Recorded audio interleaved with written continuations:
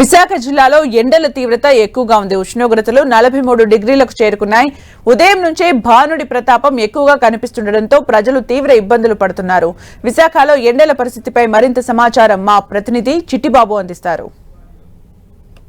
ఏపీలో ఎండలు మండిపోతున్నాయి. సాధారణ ఉష్ణోగ్రతల కంటే 3 నుంచి 5 డిగ్రీల ఉష్ణోగ్రతలు నమోదవుతున్నాయి. దీంతో ప్రజలు ఇంటి నుంచి బయటికి రావాలంటేనే భయాందోళనకు గురవుతున్నారు. ప్రస్తుతం మనం బీచ్ రోడ్లో ఉన్నాయి. ఈ బీచ్ రోడ్డు నిత్యం కూడా రద్దీగా ఉంటుంది. ప్రస్తుతం ఎండ తీవ్రత అధికంగా ఉన్నటువంటి నేపథ్యంలో రోడ్లన్నీ కూడా చాలా వరకు ఖాళీగా దర్శనమిస్తున్నాయి. ఇక బాణుడు బొగ్గమంటున్నటువంటి నేపథ్యంలోనే రానున్న 2 రోజుల పాటు సూర్యుడు మరింత ఉగ్ర రూపం దాల్చనున్నట్టు కూడా వాతావరణ శాఖ అధికారులు ఇప్పటికే చెప్తున్నారు. రాష్ట్రంలో కొన్ని చోట్ల పగటిపూట ఉష్ణోగ్రతలు 44 డిగ్రీల వరకు నమోదవుతున్నాయి. ముఖ్యంగా రాయలసీమతో పాటు ఉష్ణోగ్రతలు అధికంగా రికార్డ్ అవుతున్నాయి. ఇక ఈ రోజు రేపు కూడా ఉత్తర కోస్తాలో అంతకు మించి నమోదయ్యే అవకాశం ఉందంటూ కూడా అధికారులు ఇప్పటికే స్పష్టం చేసినటువంటి పరిస్థితి. ఇక ముఖ్యంగా రాయలసీమలో నంద్యాల, కర్నూలు, అనంతపురం జిల్లాలో గరిష్టంగా 41 నుంచి 43 డిగ్రీల ఉష్ణోగ్రతలు. ఇక పల్నాడు, ఎన్టీఆర్ జిల్లాలో 41 నుంచి 44, ఉత్తర కోస్తాలోని శ్రీకాకుళం, విజయనగరం, పార్వతీపురం, కాకినాడ, తూర్పుగోదావరి జిల్లాలో 41 నుంచి 45 పైగా గరిష్ట ఉష్ణోగ్రతలు నమోదవుతాయంటూ కూడా అధికారులు ఇప్పటికే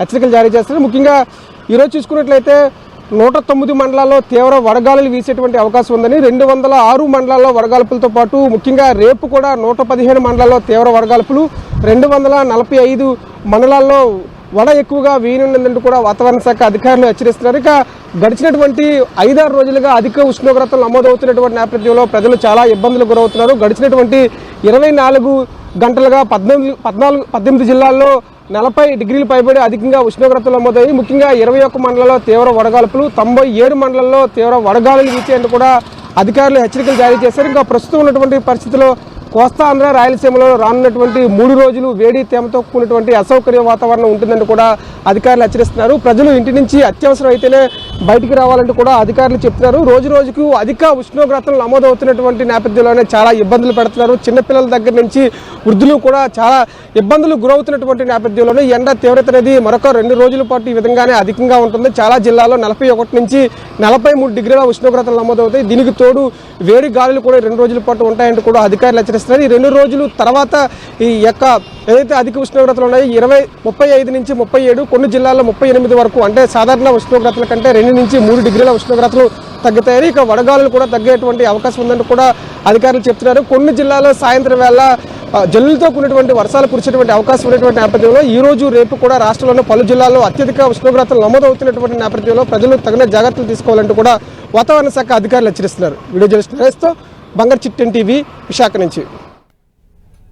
ఏపీలో ఎండలు మండిపోతున్నాయి. పలు జిల్లాల్లో వడగాలులు తీవ్ర రూపం దాల్చాయి. ఏప్రిల్ నుంచి జూన్ వరకు రాష్ట్రంలో అధిక ఉష్ణోగ్రతలు నమోదవుతాయని వాతావరణ శాఖ హెచ్చరించింది. మధ్యాహ్నం వేళల్లో బయటకెళ్లాలంటే ప్రజలు జంకుతున్నారు.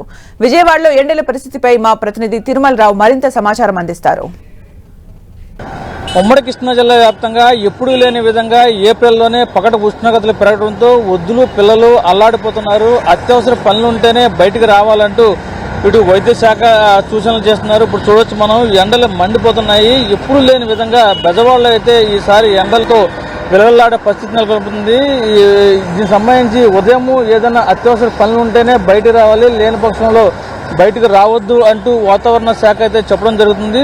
ఏదైతే ఉందో 10 గంటలకల్లా వచ్చి వెళ్ళిపోవాలి. అదేవిధంగా దీనికి సంబంధించి మధ్యాహ్న సమయంలో ఎవరన్నా వస్తే మాత్రం వాళ్ళు ఎట్టి పరిస్థితితో వెంట వాటర్ బాటిల్స్, శీతల పానీయాలు మాత్రం తీసుకురావాలని చెప్పేసి వైద్యులే సూచిస్తున్నారు. వృద్ధులు అదేవిధంగా చిన్నపిల్లలు మాత్రము అత్యవసర పనులు ఉంటేనే బయటకు తీసుకురావాలి, లేని పక్షంలో వాళ్ళని బయటకు తీసుకురావద్దు అంటూ వాతావరణ శాఖ నిపుణులు అయితే చెప్తున్నారు. ఇంట్లో ఘన పదార్థం కంటే ద్రవ పదార్థం, ఆహారం ఎక్కువ తీసుకోవాలి, దానివల్ల చాలా ఎలాంటి ఇబ్బందులు ఉండవు అని చెప్పడం జరుగుతుంది. ఏదేమైనప్పటికీ ఈ ఎండాకాలం అయితే ప్రతి ఒక్కళ్ళు చాలా ఆవేదన వ్యక్తం చేస్తున్నారు.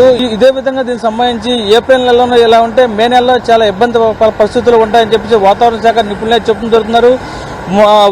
ఎండ అత్యవసర పరిస్థితులు ఉంటేనే మీరు ఎండలో బయటకు వస్తే చలవ కళ్ళజోళ్లు, అదేవిధంగా హెల్మెట్లు, టోపీలు క్యారీ చేయాలి. లేని పక్షంలో ఎండ తీవ్రతకు దీనికి సంబంధించి చాలా ఇబ్బంది, హెల్త్ ఆరోగ్యం చాలా ఇబ్బంది గురవుతారని చెప్పేసి అయితే వాతావరణ శాఖ నిపుణులు చెబుతున్నారు. ఇప్పటికే దీనికి సంబంధించి అన్ని జిల్లా సంబంధించి కలెక్టర్లతో సిఎస్ అయితే సమీక్ష సమావేశాలు నిర్వహించి త్రాగునీటి సమస్య లేకుండా ఉండేందుకు కూడా అన్ని చర్యలు చేపట్టాలి. అదేవిధంగా ప్రధాన కూడళ్లలో, రద్దీగుండ ప్రదేశాల్లో, బస్టాండ్లో, రైల్వే స్టేషన్లు, ఇతరితర ప్రదేశాలకు సంబంధించి వాటర్ సంబంధించి సలివేంద్రాలు ఏర్పాటు చేస్తున్నామని చెప్పేసి చెబుతున్నారు. ఇప్పటికైనా సరే దీనికి ప్రజలు అత్యవసర పని ఉంటేనే బయట రండి, లేకపోతే బయటకు రావద్దని చెప్పేసి వాతావరణ శాఖ అదేవిధంగా ఆరోగ్య శాఖ నిపుణులు అయితే చెప్పడం జరుగుతుంది. ఇది ఇక్కడ పరిస్థితి. వీడి జర్నలిస్టు సునీల్తో తిరుమల టీవీ, విజయవాడ.